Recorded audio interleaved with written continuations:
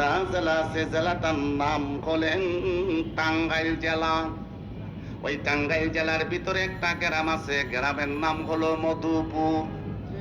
আরে মধুপুর গ্রামের ভিতরে একটা ঘটনা ঘটেছে। আমার একটা জাকের বোন বিবাহ হয়েছে আহলে হাদিসের কাছে। আহলে হাদিস বুঝেননি? যাকে রফে বলা হয়, যারা তাবলীগও মানে না, পীর মাশায়েখও মানে না, কিন্তু সুদের ব্যবসা ছাড়ে না। কথা কন না খেলে।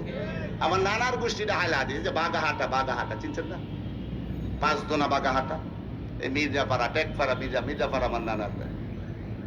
কিন্তু তারা 8 রাকাত তারাবি পড়ে, বেতের পরে 1 রাকাত, কিন্তু আমাদের সাথে একসাথে নামাজ পড়ে না। তারা আমাদের আগে পড়ে, আবার ফতুয়া দেখ আমরা আহলে হাদিস। আমি বলছি আহলে হাদিস না, তোমরা আহলে খবিস।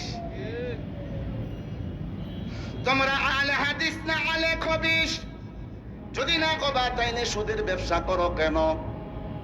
ও ভাইরা আমার, বন্ধুরা আমার, তাদের একটা মাওলানার নাম বলবো না, সে বলতেছে কালিমা যে পড়ি আমরা, লা ইলাহা ইল্লাল্লাহু মুহাম্মাদুর রাসূলুল্লাহ সাল্লাল্লাহু আলাইহি সাল্লাম, কয় এক লাইনে যদি পড়ে তাইলে শিরক হবে, নবীরে আল্লাহর সমান করা হবে। জোরে কোন নাউজুবিল্লাহ। নাউজুবিল্লাহ। ব্যাককলে কয় কি? কত বড় ব্যাককল চিন্তা করছেন? আচ্ছা বলেন তো, সৌদি আরবের চেয়ে বড় ইসলামের ব্যাপারে আর কোন দেশ আছে? সৌদি আরবের জাতীয় পতাকার মধ্যে কালিমা শরীফ লেখা, এক লাইনে লা ইলাহা ইল্লাল্লাহু মুহাম্মাদুর রাসূলুল্লাহ। তাহলে কি বোঝা গেছে? আমার সৌদি আরব আমার নবীর জন্মভূমির জাতীয় পতাকা। আমাদের দেশে জাতীয় পতাকা আছে না? সূর্য দিয়া, সবুজের ভিতরে সূর্যটা জাতীয় পতাকা। আর ওই দেশের জাতীয় পতাকাটা সাদা, কিন্তু ওই পতাকার ভিতরে কি বড় অক্ষরে লেখা লা ইলাহা ইল্লাল্লাহু মুহাম্মাদুর রাসূলুল্লাহ সাল্লাল্লাহু আলাইহি ওয়াসাল্লাম। তাইলে সৌদি আরবের লোকেরা কি শিরক বুঝে না? হ্যাঁ বুঝে, আহলে হাদিসের হ্যাঁ বুঝে। তাইলে বুঝা গেছে সে শক্তিয়া কানা, সে শক্তিয়া কি? এসব দেখি কানার হাট বাজার, এক কানা কয় আর এক কানা রে, চলো এবার বব পারে। ওরে নিজে কানা পথ চিনে না, ওরে নিজে কানা পথ চিনে না, পরকে ডাকে বারংবার। এসব দেখি কানার হাট বাজার, এসব দেখি কানার হাট বাজার। এগুলি কানার ঘরের কানা আমার নবীর কালিমা শরীফ নিয়ে বেজাল বাজাইতেছে, মানুষের ঈমান হরণ করতেছে। কথা কোন ঠিক কিনা? ও ভাইরা আমার, বন্ধুরা আমার, ওই গ্রামের ভিতরে আহলে হাদিসের একটা লোকের কাছে আমার একটা জাকের বোন বিবাহ হইল। যখন কয়েক মাস চলে গেল, উরুস শরীফ আসলো। বলতেছে স্বামী গো, আপনি যদি হুকুম দেন তাহলে আমার পীর কেবলা জান হুজুরের দরবারে যাব উরুস শরীফ করার জন্য। কয় কোন পীর? কয় আটরশি হুজুর ফরিদপুর। কয় এটা বন্ডা পীর। নাউজুবিল্লাহ কম। নাউজুবিল্লাহ। কয় কিসের পীর মুরিদ এগুলা শিরক বেদাত? নাম কইবি তো সাবা সাবা পাঠাইলাম। আছে না কবিস? আছে। আমার জাকের বোনটা চিন্তায় পড়ে গেল, হায় হায় কার কাছে বিবাহ দিল?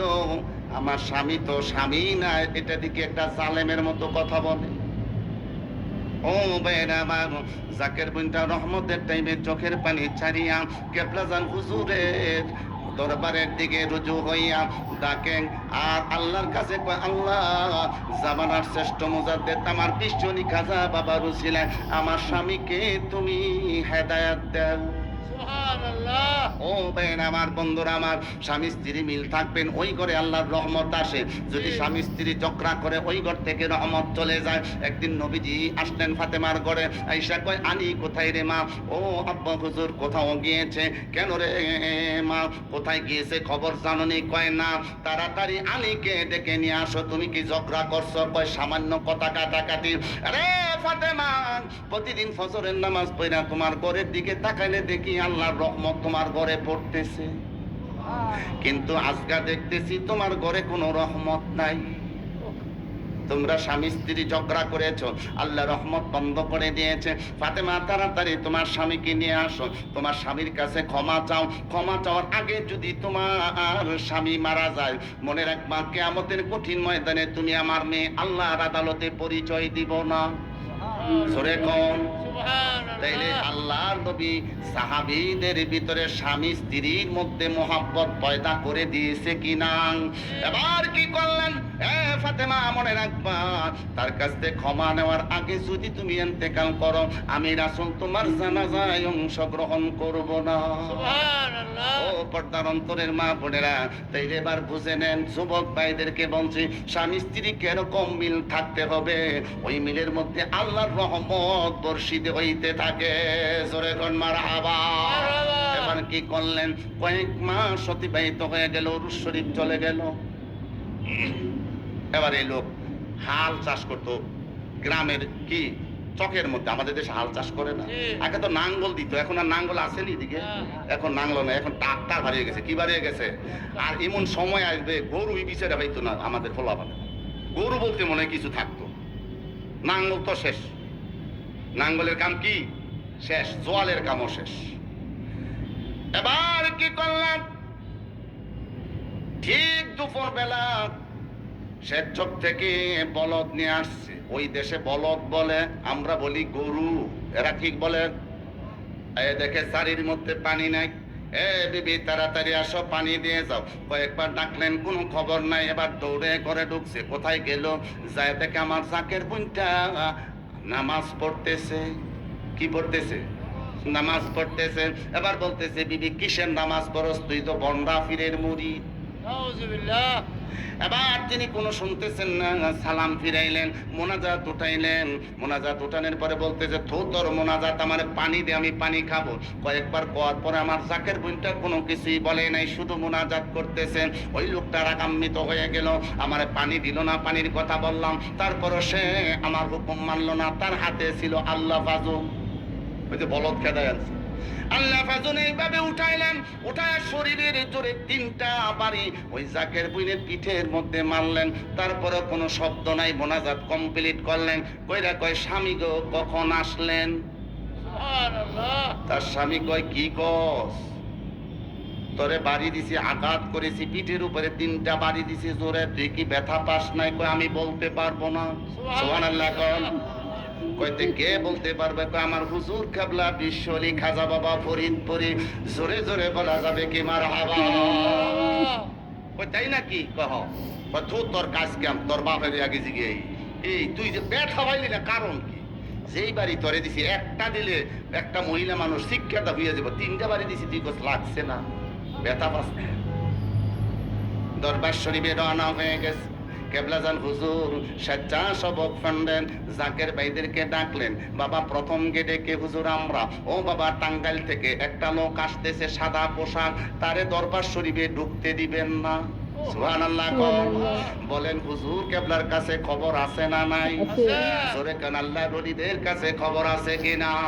এবার কি করলেন? ওই লোক যখন প্রথম গেটে গেলে আটকায় দিলেন। কি ব্যাপার? কয়, হুজুর কেবলা বলছে আপনার বাড়ি টাঙ্গাইল। কয়, আপনি কোনো দরবারে ঢুকতে পারবেন না, হুজুর নিষেধ করে দিয়েছে। কয়, কারণ কি? কয়, সেটা জানি না। সুবহানাল্লাহ। এই লোকটা চিন্তায় পড়ে গেলেন, আমি আসতেছি, হুজুর জানে কেমনে? আল্লাহ জানায় যেমনে। জোরে কোন সুবহানাল্লাহ। আল্লাহর ওলিদেরকে জানায় কে? আল্লাহ। জোরে কোন কে জানায়? এবার কি করলেন দাদু ভাই? এবার তিনি যে সিরাজ মিয়ার চায়ের স্টলে বসলেন। অনেক জাকের ভাইরা দেখছেন সিরাজ মিয়ার চায়ের স্টল ছিল দরবার শরীফে, ওই চায়ের স্টলে বসলেন। বসার পরে চিন্তায় পড়ে গেলেন, এখন কি করে? এমন সময় আমাদের একটা জাকের ভাই ছিলেন নরসিংদীর, আমাদের জাকের ভাই মফিজ ভাই, কথা কয় না কেন? এই যে মরসাল বাড়ি, কোথায় বাড়ি? মরসাল বাড়ি। মফিজ ভাই গেলেন, যে বলতেছে, ভাই আপনি চেহারাটা মলিন কেন, কোত্থেকে আসছেন? কয়, টাঙ্গাইল থেকে। মফিজ ভাই চাপড়ায় ধরছে, ভাই কই আসছেন? কয়, হুজুরের সাথে সাক্ষাৎ করতে। কারণ এলাকার লোক পাইছে, পদ্মারে মোরার লোক পাইলে এক জাকের ভাই আরেক জাকের ভাইরে মহাব্বত করে ধরতো, জাকের ছাড়াও ধরতো। ও ভাই কেন আসছেন? কয়, ঘটনাটা খুলে বললেন। খুলে বলার পরে বলতেছে, ভাইজান হুজুর বলছে আমি যেন এই দরবার শরীফে প্রবেশ না করি, আপনার জাকের ভাইয়ের আমার আটকায় দিয়েছে। মফিজ ভাই বুঝা ফেলেছে যে হুজুর কেবলা হাকিকতে জেনে ফেলেছে। বলছে, আল্লাহু আকবার, ইয়া রাসূলুল্লাহ, জিন্দাবাদ। এবার বলতেছে, ভাইজান এইভাবে আপনি ঢুকতে পারবেন না। আসরের নামাজের আজান হবে, নামাজ পড়বে। কেবলা যান হুজুর আসরের নামাজের পরে দরবারে ঘোরাঘুরি করেন, দেখবেন আগে আগে হুজুর কেবলা পূর্ণিমা চাঁদের মতো সুন্দর চেহারা, পিছনে জাকেররা। যিনি সুন্দর চেহারার আগে আগে তিনি বলেন আমার হুজুর বিশ্বনী খাজা বাবা ফরিদপুরি। আপনি যদি দৌড়ে যা হুজুরের কদমে পড়ে যেতে পারেন, আমার হুজুরের অনেক মায়া আপনারে মাফ করে দিবে।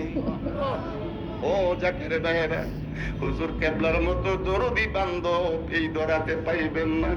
জীবনে কোনোদিন নিজের জন্য কাঁদে নাই, শুধু মুরিদ সন্তানের জন্য কেঁদেছে। মালিক তাকায় দেখো আমার সন্তানের মুখে খানা নাই, খানার ব্যবস্থা করে দাও গো আল্লাহ। আমার সন্তানের পরনো বস্ত্র নাই, বস্ত্রর ব্যবস্থা করে দাও আল্লাহ।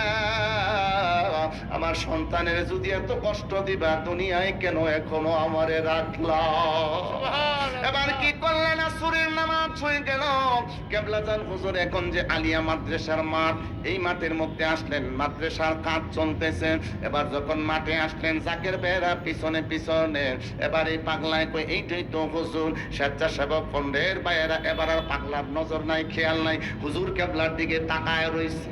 সুবহানাল্লাহ। পাগলায় কই এই তো সুযোগ দিছে, ফাঁকে একটা দৌড়। দৌড় কারে কয়? স্বেচ্ছাসেবকেরা ডাকতেছে, এই ভাই যায় না যায় না, কার কথা কে শোনে? দৌড়ে যে হুজুর কেবলার কদমে পড়ে গেছে।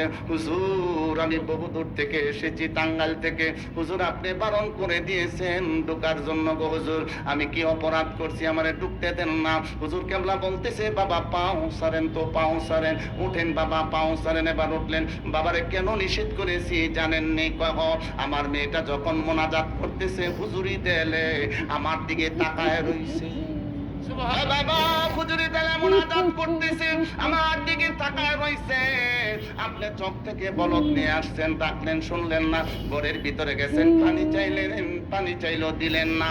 ও বাবা আপনি আল্লাহ ফাজনটা যখন দাঁড় করাইছেন, আমি বুঝতে পেরেছি আমার মেয়েকে আপনি মারবেন রে বাবা। ও বাবা যখন আল্লাহ পাজন দিয়ে একটা বাড়ি দিছেন, আমি একটা দৌড় দিছি রে বাবা। দৌড় দিয়া যায় পিঠটায় আমি পেটে দিয়েছি। হুজুর কেবলা জামা মোবারকটা উল্টায় কয়, দেখেন বাবা 3টা হাগাতে আমার পিঠটারে কি করছে। হুজুর কেবলার এই দৃশ্য দেখে ওই ভাই আশ্চর্য হয়ে গেলেন। বাড়ি দিলাম বউকে, পিঠের মধ্যে লাগলো হুজুরের। বলতেছে বাবা আমার কোন মেয়ে যদি, কোন ছেলে যদি হুজুরি দিলে সেজদা করে, তার উপরে একটা আঁচল পরে, সেটা আমি সইতে পারবো না। এবার ওই ভাইটা কি করলেন? হুজুর কেবলার কদমে পড়ে গেলেন। হুজুর জীবন অনেক ভুল করেছি, আপনার বিরোধিতা করেছি, আপনি সত্যের অলিয়াতে কোনো সন্দেহ নাই। মুরিদরে মারলে যদি আপনার পিঠ পাতিয়া লন, তাহলে আপনার যে সত্যের অলি দুনিয়াতে আর একজনও নাই। হুজুর আর দেরি কইলেন না, দয়া করে অদম গোলামকে আপনার কদম মোবারকে স্থান দেন, আর আমারে বায়াত করায় দেন গো হুজুর। হুজুর বলছে বাবা বায়াত করাইতে পারি একটা শর্তে। কয় কি? মৃত্যুর আগ পর্যন্ত স্বামী স্ত্রী কোনোদিন ঝগড়া করবেন না। হুজুর কথা দিয়ে গেলাম, মৃত্যুর আগ পর্যন্ত স্বামী স্ত্রী ঝগড়া করব না। হুজুর তারে বায়াত করাইলেন। বলল বাবা, ও বাবা যেই মহিলাটা, যেই স্ত্রী হুজুরি দিলে নামাজ পড়ে, ওই স্ত্রীর স্বামী হওয়া ভাগ্যের ব্যাপার রে বাবা। কারণ হুজুরি দলের একটা সেজদার ওজন কত জানেননি? আমার নবী বলেন 7 তবক জমিন 7 তবক আসমান একত্র করে যদি ওজন করা হয়, আমার উম্মতের একটা হুজুরি দলের সেজদার সমান ওজন হবে না। জোরে জোরে কোন সুবহানাল্লাহ। ও ভাইরা আমার, বন্ধুরা আমার, এবার বলেন আল্লাহর ওলিদের কাছে যাওয়ার দরকার আছে কিনা? মুর্শিদের চরণ বিহনে জীবন মিশে।